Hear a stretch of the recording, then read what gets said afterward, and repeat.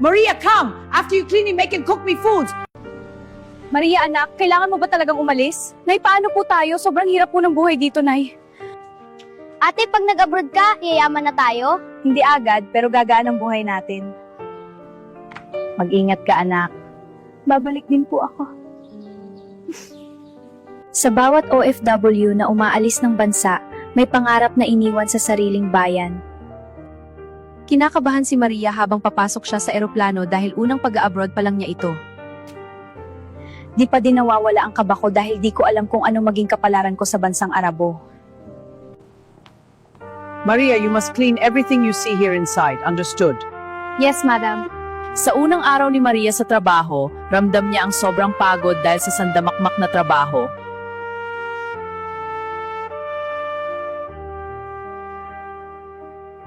Maria, come! After you clean, make and cook me foods. Wash all my dirty clothes now. Yes, madam.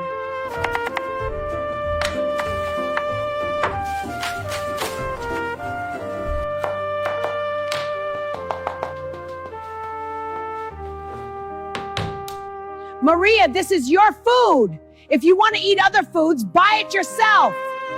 Grabe, sobrang pagod magtrabaho dito. To nakakamatay. Ano ba tong pinasok ko? Tapos tinapay lang kakainin ko. Ang pangit pa ng ugali ng amo ko. Diyos ko po, Lord. Lumipas ang isang buwan, natanggap ni Maria ang unang sweldo niya.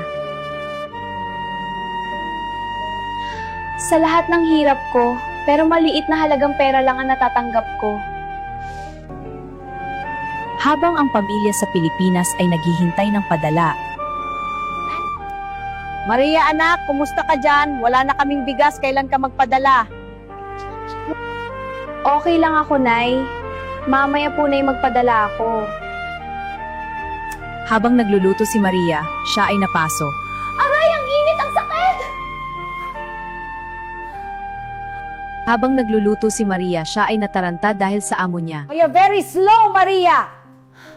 Faster, faster, Maria. I'm so hungry. Make me food now. Yes, madam.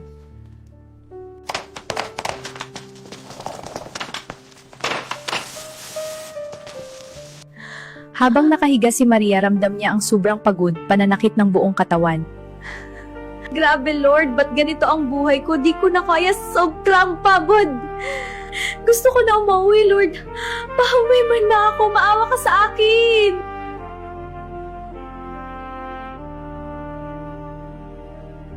Maria, come. Throw this and don't eat it. Understood? Yes, madam. Habang nasa kusina si Maria, palihim niyang kinain ang natirang pagkain ng amo niya dahil sa sobrang gutom kinain niya ito. Hanggang sa kasalukuyan, araw-araw ganito ang buhay ni Maria sa bansang Banyaga. Kaya tayo dito sa Pinas, pahalagahan natin ang perang natatanggap natin galing sa kanila. Dahil hindi natin alam kung anong hirap ang dinadanas nila sa bansang Banyaga,